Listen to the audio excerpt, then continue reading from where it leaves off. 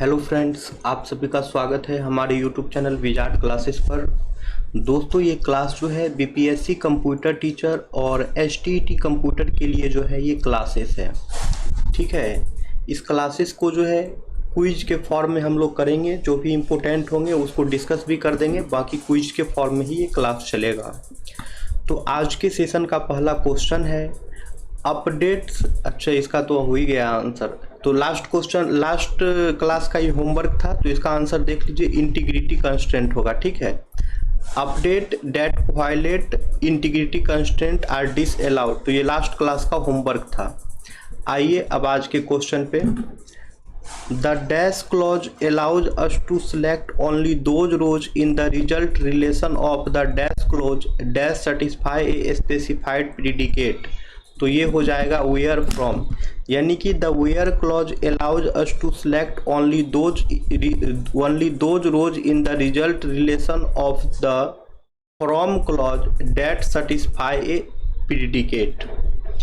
अब है the dash clause is use to list the attributes desired in the result of a query. तो ये हो जाएगा सिलेक्ट क्लॉज।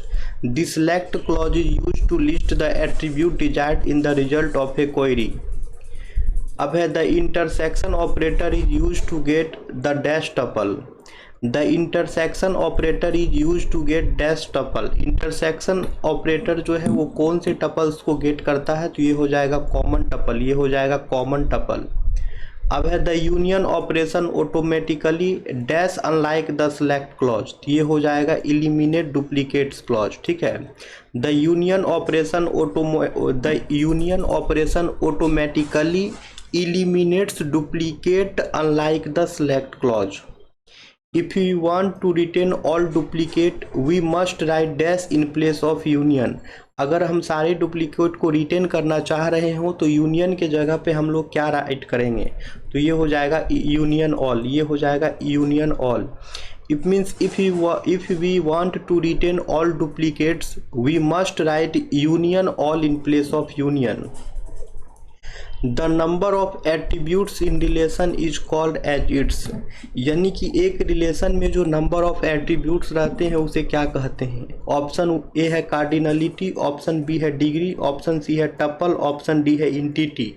तो ये हो जाएगा डिग्री। ये हो जाएगा degree. It means the number of attributes in relation is called as its degree. यानी कि एक रिलेशन में जो नंबर ऑफ एट्रीब्यूट्स होते हैं उसे डिग्री कहते हैं। यानी कि एक रिलेशन में जो नंबर ऑफ एट्रीब्यूट होते हैं उसे डिग्री कहते हैं। The number of attribute in a relation is called its degree.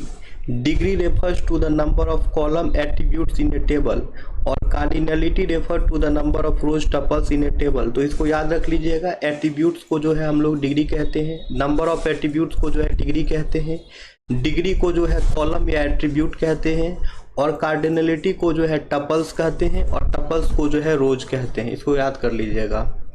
Dash clause is an additional filter that is applied to the result. तो इनमें से कौन सा क्लॉज जो है वो एक एडिशनल फिल्टर है जो कि रिजल्ट पे अप्लाई होता है?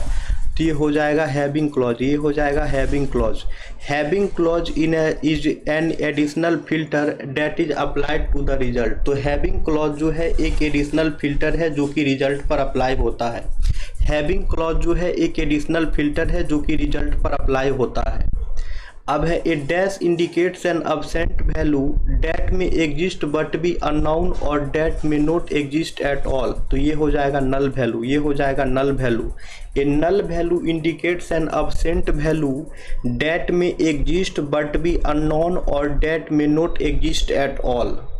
अब है in an employee table to include the attributes whose value always have some value which of the following constraint must be use.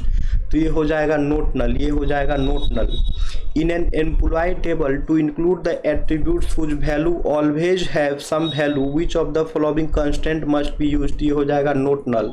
अब है the primary key must be. तो प्राइमरी की क्या होना चाहिए? ऑप्शन ए है unique, option B है not null, option C है both unique and not null, option D है आइदर यूनिक और नोट नल। तो ये हो जाएगा both unique and not null. यानी कि प्राइमरी की जो है यूनिक और नोट नल होना चाहिए। ठीक है, यानी कि प्राइमरी की जो है वो यूनिक भी होना चाहिए और नल भी नहीं होना चाहिए। A primary key in a database must be unique and non यानी कि null for each row in a table. It serves as unique identifier for each record and ensure data integrity. तो डाटाबेस में जो है primary की जो है वो दोस्तों यूनिक होना चाहिए और नल नहीं होना चाहिए। प्राइमरी की जो है एक यूनिक आइडेंटिफायर का काम करता है रिकॉर्ड को आइडेंटिफाई करने में, और प्राइमरी की जो है डेटा इंटीग्रिटी भी जो है इंश्योर करता है। Aggregate function are function that takes a dash as input and return a single value. तो ये हो जाएगा कलेक्शन ऑफ वैल्यूज, यानी कि एग्रीगेट फंक्शन वो फंक्शन होते हैं जो कि कलेक्शन ऑफ वैल्यूज को एज इनपुट लेते हैं और रिटर्न करते हैं एक सिंगल वैल्यू को।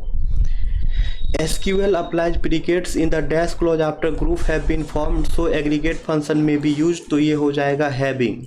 SQL applies predicate in the having clause after groups have been formed, so aggregate functions may be used।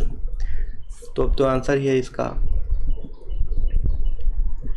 अब है which of the following creates a temporary relation for the query on which it is identified। ये हो जाएगा with clause।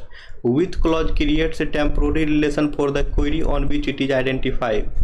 aggregate function can be used in the select list or the dash clause of a select statement or sub query। they cannot be used in a। तो ये हो जाएगा, तो इसका answer ये था having और where clause। इसका आंसर हो जाएगा having और where clause।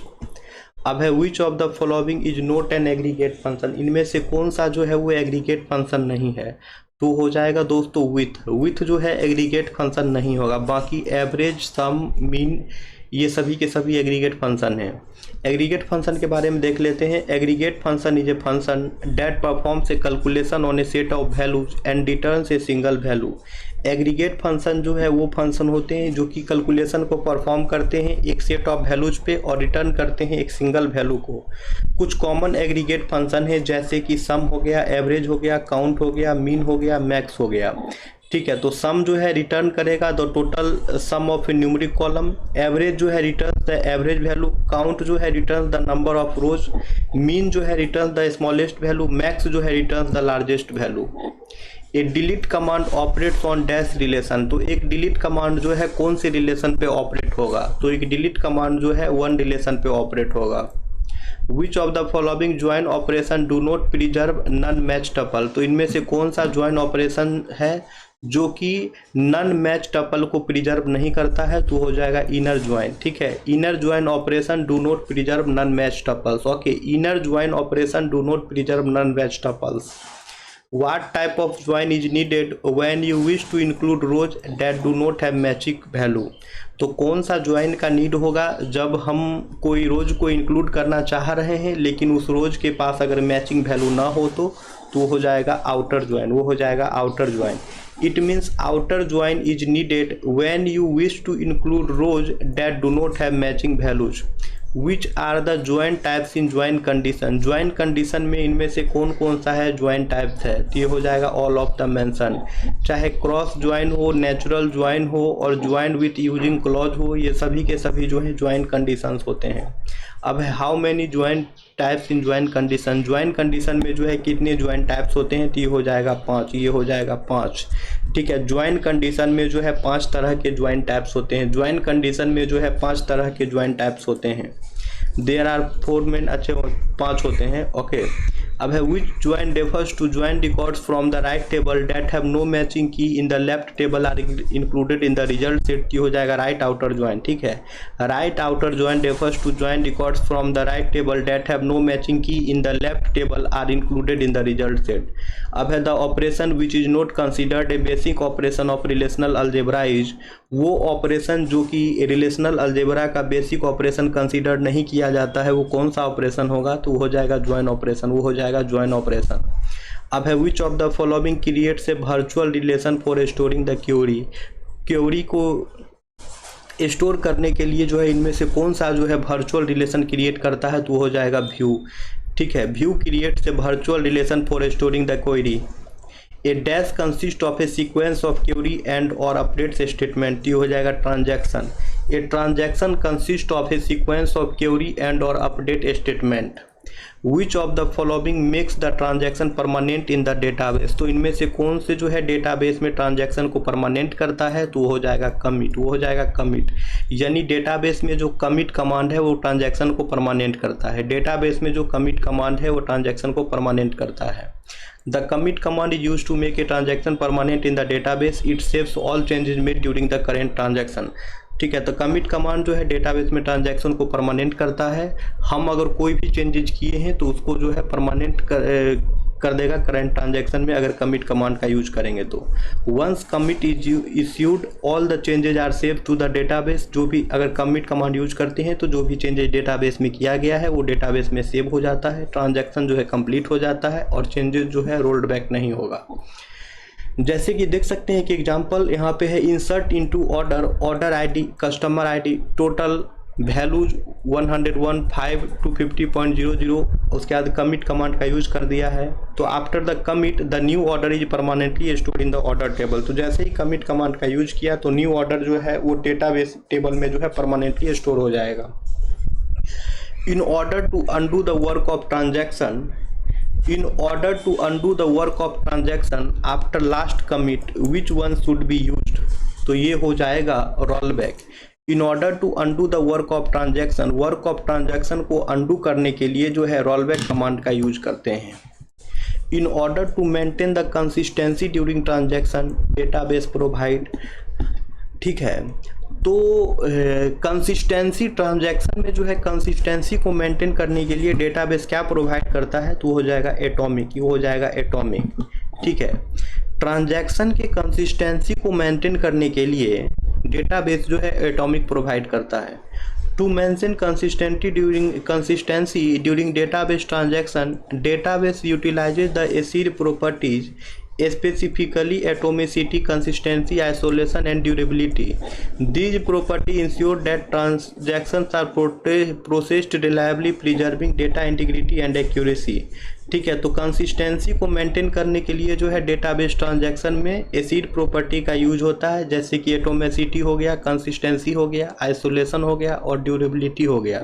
और ये जो प्रॉपर्टी है ये इंश्योर करते हैं कि ट्रांजैक्शन जो है वो रिलायबली प्रोसेस्ड हो रहा है, डेटा को प्रिजर्व कर रहा है, डेटा इंटीग्रिटी और डेटा एक्यूरेसी प्रोवाइड कर रहा है। A transaction completes its execution is said to be, एक ट्रांजैक्शन वो जो है अपने एग्जीक्यूशन को कंप्लीट करता है तो उसे क्या कहा जाता है? ऑप्शन ए है कमिटेड, ऑप्शन बी है अबॉर्टेड, ऑप्शन सी है रोल्ड बैक, ऑप्शन डी है फेल्ड। तो इसे जो है कमिटेड कहते हैं, तो इसे जो है कमिटेड कहते हैं। A transaction completes its execution is said to be committed, यानी कि एक ट्रांजैक्शन जो कि अपने एग्जीक्यूशन को कंप्लीट कर ले रहा हो उसे जो है कमिटेड कहते हैं। Which of the following is use to get back all the transaction back after roll back. Roll back use करने के बाद जो है जो भी हमारे ट्रांजैक्शंस थे उसको हम लोग जो है फिर से बैक करना चाहते हैं तो कौन से कमांड का यूज करेंगे? ऑप्शन ए है कमिट, ऑप्शन बी है रोल बैक, ऑप्शन सी है प्लस बैक, ऑप्शन डी है रीडू। तो ये हो जाएगा दोस्तों प्लस बैक, ये हो जाएगा दोस्तों plus back. It means plus back is use to get back all the transaction back after roll back. Dash will undo all statement up to commit, dash will undo all statement up to commit. Commit करने के बाद जो है सारे statement को कौन जो है अनडू कर देगा वो पूछ रहा है। तो ये क्वेश्चन आप लोगों का होमवर्क रहा, इसका आंसर आप लोग कमेंट सेक्शन में कमेंट्स करेंगे। अब हम लोग मिलते हैं कल की क्लासेस में।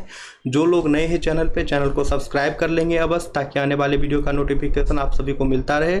और जो लोग अंत तक वीडियो को देख रहे हैं दोस्तों, आप लोग जो है वीडियो को लाइक अवश्य करिए। चलिए तो फिर मिलते हैं कल की क्लासेस में। ये क्लासेस जो है हमारे चैनल पर रेगुलर चलती है।